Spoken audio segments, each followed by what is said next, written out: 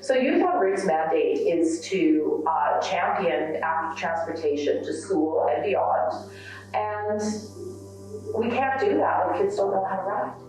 And so thanks to our funding from Jumpstart, we created this Cyclist in Residence program.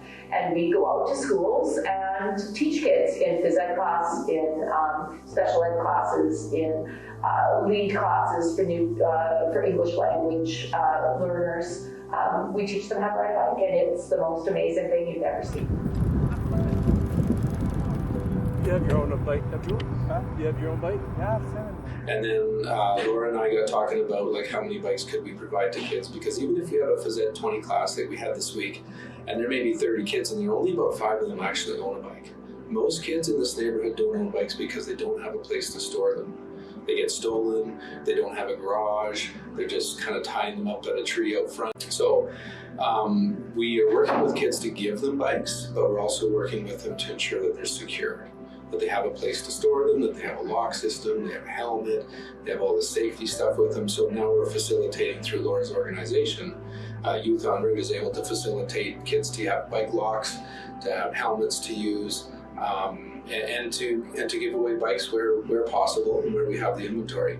But we do want to keep about 35 bicycles in our inventory because most of our classes, the bulk of the kids in some of those classes won't have bicycles. And that's particular in our specialized programs and in our refugee population too.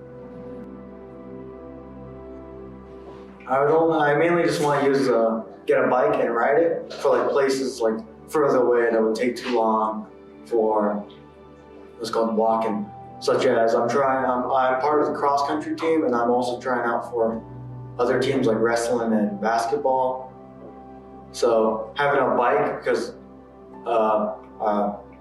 if my family or like my extended family, like uncles and whatnot, aunties, can't pick me up in like a ride, then I always have a bike as a second option.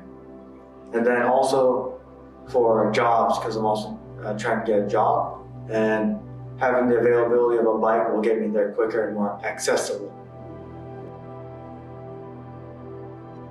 And I sat with them on the bike, and I was like, "This is what you do."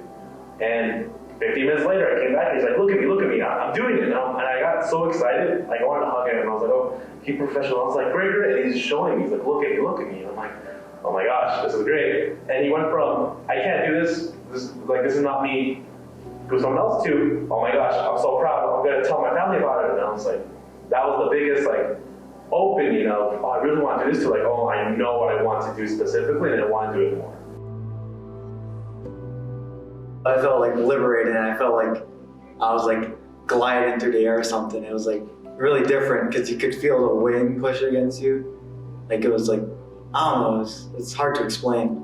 I don't know. And then it felt weird breathing for the first time, when you're riding through the air. Because I was going pretty fast the first time, and I made it across the entire a large parking lot for the first time. I even went over some small bumps in the road. Nice. But no, felt liberating. Felt I unlocked another extension of myself.